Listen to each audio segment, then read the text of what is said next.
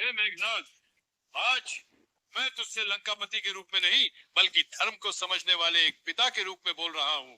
क्योंकि माता पुत्र का संबंध जितना पवित्र होता है उतना ही वह संतुलन बिगड़ने पर विनाशकारी भी हो सकता है।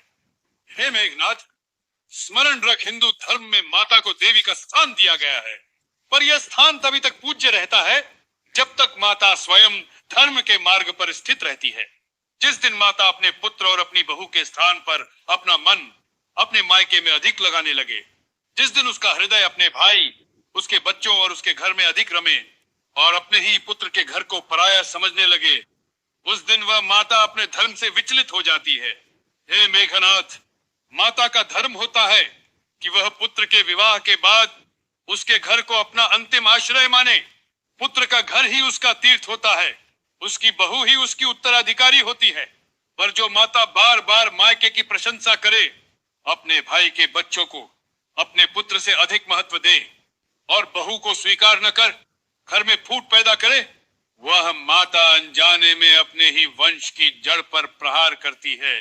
ऐसी माता पुत्र को दो हिस्सों में बांट देती है, एक ओर पत्नी और गृहस्थ धर्म, दूसरी ओर माता का मोह। और जो पुरुष इस खिंचाव में फंस जाता है वह न पूरा पुत्र रह पाता है न पूरा पति। हिंदू धर्म कहता है कि माता पूज्य है, पर उसका मोह पूज्य नहीं। जब माता अपने पुत्र के घर को छोड़कर मायके को ही अपना संसार बना लेती है, जब वह अपने भाई के बच्चों में वो ममता खोजने लगती है जो उसे अपने पुत्र और बहू में रखनी चाहिए, तब वह स्वयं अपने पूज्य स्थान से नीचे उतर जाती है। यह सत्य कठोर है पर अटल है। रामायण को स्मरण कर मेघनाथ, कैकेयी भी माता थी, पर जब उनका मन धर्म से हटकर मायके के प्रभाव और मोह में बंध गया, तब उन्होंने राम जैसे धर्मात्मा पुत्र को भी वनवास दे दिया। उस क्षण कैकेयी माता नहीं रही, वे मोह और स्वार्थ की दासी बन गई। राम ने उनका आदर किया पर उनके अधर्म को स्वीकार नहीं किया। यही हिंदू धर्म का मार्ग है, व्यक्ति का सम्मान पर अधर्म से दूरी।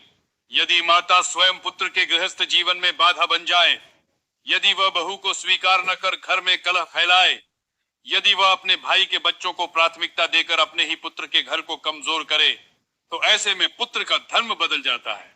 तब पुत्र का पहला कर्तव्य माता की इच्छा नहीं, अपने घर, अपनी पत्नी और अपने भविष्य की रक्षा होता है। शास्त्र कहते हैं, जहां माता वंश के संतुलन को तोड़ने लगे वहां पुत्र को विवेक से निर्णय लेना चाहिए। ऐसी माता को त्याग देना क्रूरता नहीं है, यह त्याग भावनाओं से नहीं धर्म से किया जाता है। यह माता से घृणा नहीं अधर्म से दूरी होती है, क्योंकि यदि पुत्र सब कुछ सहता रहे तो वह न अच्छा पति बन पाता है, न अच्छा पिता, और न ही वंश को आगे बढ़ा पाता है। महाभारत में भी यही शिक्षा मिलती है। धृतराष्ट्र का मोह पूरे कुल के विनाश का कारण बना। जहां बड़े अपने धर्म से हटते हैं वहां छोटे यदि आंख मूंद ले तो पतन अवश्यंभावी हो जाता है।